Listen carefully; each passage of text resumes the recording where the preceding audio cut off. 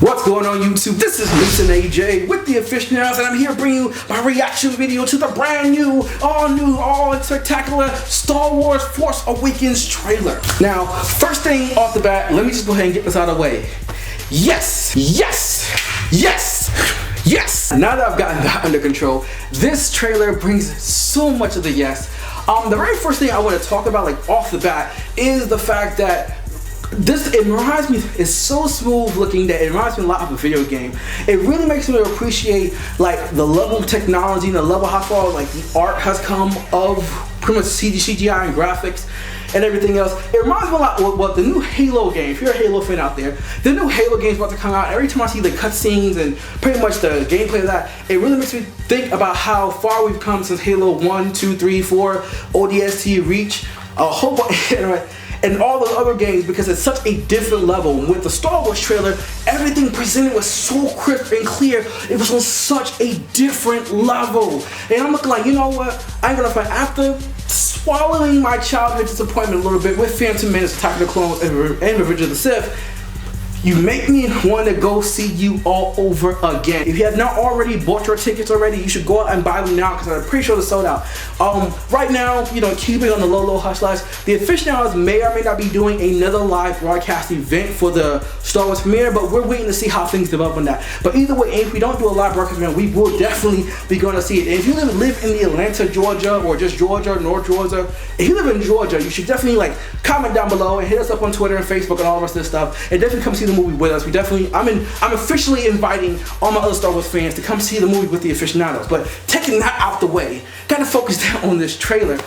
We get to see so much more of the story. This movie takes place approximately 30 years after the Return of the Jedi, so there's like a huge time gap and so much stuff has happened. It seems from what they're showing us that even though the rebels have won and the Empire has been thwarted, because also side note, because all the history and lore from the books, comic books, video games, and pretty much anything with the expanded universe has officially been wiped clean, it gives us like this huge gap of like what has happened since the war has ended. It seems that like unlike with the previous books where the Jedi Order gets reformed and they actually become their own little, you know, movements, and people all across the universe are deciding to be Jedi, it seems that the Force is still like a giant question mark. People are questioning, does the Force exist? Is there a light side? Is there a dark side? Who was Darth Vader? What was that thing all about? And I'm really curious to see how that story changes. And also the one thing we have not seen up until this point is what the hell happened to Luke Skywalker. You get to see, you know, Princess Leia, you know, played by Carrie Fisher, and Han Solo, played by, you know, the legendary Harrison Ford. And we did get to see a lot of the other new characters really get to get a lot of speaking roles, but we didn't see the main guy we all want to see, which is Luke Skywalker, aka Mark Hamill. And that's what I really want to see. Like, that's what I want. Now, we also have a lot of other actors who are definitely like who are going to shoehorn their way into the films, especially as things go on. We're definitely going to see how the main two characters, which names elude me right now, but pretty much Kit and Ren and Finn. Like, I'm not making that up. One of them was like Ren, Finn, something like that. And we get to see how like they get to, as opposed to getting like little seconds alive, we get to see how they're living. It seems that Ren, and if I'm getting her name right, is like a scavenger hunter, and she has like the Tusken Raider, and I could be wrong, correct me if I'm wrong, the Tusken Raider, like, you know, pole arm. You know, I'm gonna fight, if she breaks it with the pole arm, go tip tip tap tap tap tap tap tap.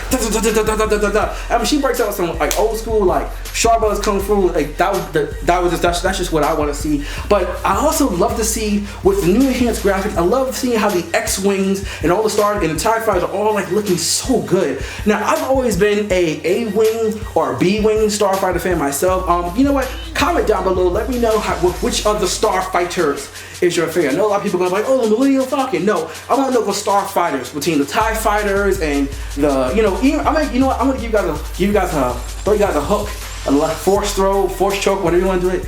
And you guys can also choose stuff from the games. So if there's a special specific starfighter, not starship, so don't be saying Evan Hawk and Millennium Falcon and Slave 9 and all the rest of that stuff. I want to know which one's your, if y'all want to choose from the video games and book series, just comment down below. I want to know all that, because I really want to know. Now, we already know that technically speaking, the man with the plan, the man with the cross guards, with the little cross guard, he is not the main bad guy. It's like a Darth Snook or Emperor Snook or Admiral Snook or something Snook related, and how he's really like the leading force, and how the guy who we all thought was originally a Sith is actually not a Sith. He's actually just like a darker prince or something, which falls in line with the comic books where how the Sith were reformed into where there was only one true Sith.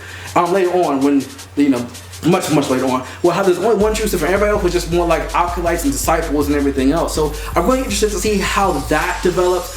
I am just excited for this movie. I'm also very excited for the fact that I am a part of not only one, but two whole generations of Star Wars. I really wish I could say I was part of the third, but I was kind of looking before my time. Even though I've seen all the movies, and I really am excited to see it. I can't tell already, but with the new graphics, with the new look, with the old actors reprising the old roles, with new actors taking on new roles, with the branching storyline, I'm pretty confident it's gonna be like just pretty much the I can't say any other way. I really do feel like it's gonna be, but I'm also a little bit concerned because I feel like maybe, just saying, maybe with everything, with all the hype and everything go into it, maybe it probably won't get its fair due. A lot of people were really excited for Phantom Menace, myself included.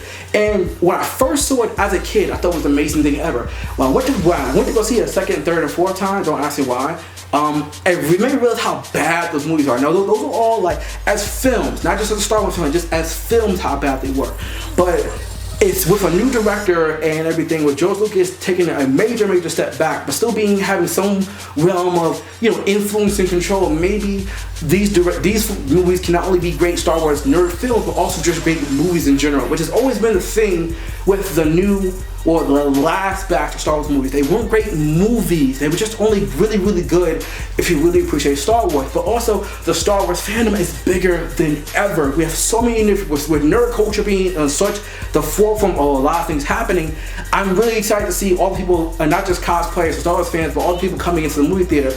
But you know what? Comment down below. Let me know what your favorite part of the trailer was. My personal favorite part, I'm just gonna say right now, which is watching Ren like parachute down and pretty much salvage the ships for parts and whatever it is. And she's actually, like, besides being super hot and super fine and I'm sure a wonderful actress, she's actually one of the characters I'm interested in the most because her role in it has still yet to be really defined. We get the fact that we have the woman who's playing the lead stormtrooper. She's also playing my girlfriend in Game of Thrones, who I love her.